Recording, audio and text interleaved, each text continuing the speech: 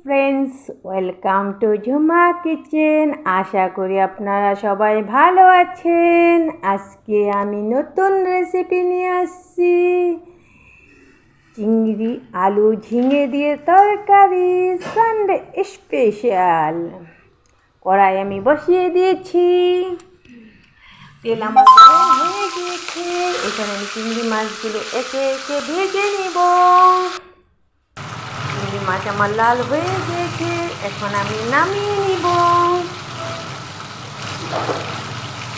চিংড়ি মাছগুলো নামানো হয়ে গেলে আমি ওখানে ঝিঙাটা লবণ মিশিয়ে রেখে দিয়েছি কেটে, আর আলুটাও কেটে রেখে দিয়েছি।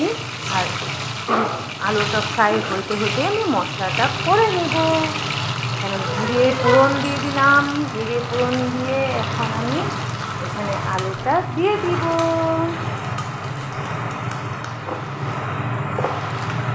দেখতেই পাচ্ছি আলুটা সুন্দর গোল গোল করে কেটে নিয়েছি। একটু ছাউন হবে, কেন আমি টিপনিটা লাগিয়ে দিয়েছি, এর জন্য একটু ছাউন হয়ে গেছে। আলুটা ফ্রাই হয়ে গেলে আমি এখানে আমি এখানে মশলাটা করে নেব। মশলার জন্য নিয়েছি আমি কাঁচা লঙ্কা, ওটা আপনাদের ঝাল অনুযায়ী আপনারা নেবেন। আর নিয়েছি জিরে আর মগজটা দিলে কী হয়, তরকারিটা একটু হালকা ঘন হয়। বেশি ঘনর দরকার নেই, অল্প ঘন হলেই ভালো লাগে। ভালো করে বেটে নেব। স্পিড দিয়েছি বাটাতে, তাড়াতাড়ি হয়ে যাবে। তখন আলুটা ফ্রাই হতে হতে আমার মশলাটা ক্লিয়ার করতে লাগবে বেটে। আলু আমার ফ্রাই হয়ে গিয়েছে, এদিকে মশলা আমার মোটামুটি হয়ে গিয়েছে। আলুতে আমি লবণ আর হলুদ দিয়ে দিচ্ছি। ঝিঙাটা আমি চিপে দিব। ঝিঙাতে লবণ রাখলে অনেকটা জল বেড়ায়। টমেটোটা আমি অ্যাড করে দিলাম, এখন ঝিঙাটা চিপে দিই।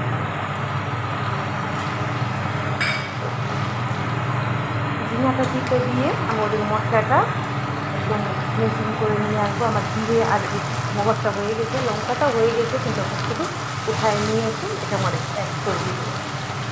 পাটায় মশলা করে দিচ্ছি আজকে, প্রায়ই পাটাই করি বেশিরভাগ।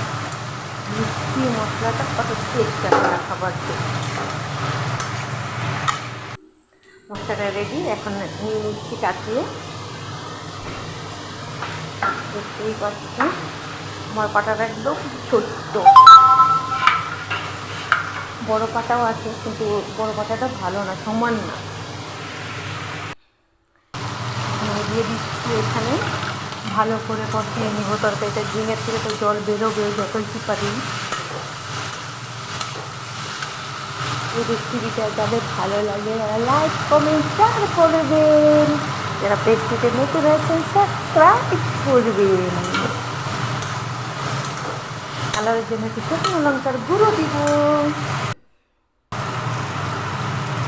হালকা মশলা দিয়ে আমার রেসিপি হয়, আমি ভারী মশলা ইউজ করি না। ভালো করে কষানো হয়ে গেলে আমি চিংড়ি মাছটা এটার মধ্যে অ্যাড করে দিব। চিংড়ি মাছটা দিয়ে অল্প লেগে চেড়ে আমি ওখানে জল গরম বসিয়ে দিয়েছি, দিয়ে দিব গরম জল। ঠান্ডা জলও দিতে পারো, গরম জল দিলে তাড়াতাড়ি হয়ে যাবে তরকারিটা। কেন ঝিঙ্গাটা আমার গলে গিয়েছে, আলুটাও গলে গিয়েছে, বেশি টাইম নেওয়ার আমার দরকার নেই। এখানে সব কাজ বুদ্ধি করে ফেলেছি। জলটা গরম হয়ে এসছে, এখন জলটা আমি দিয়ে দিব। স্টিমটাও বাড়িয়ে দিয়েছি।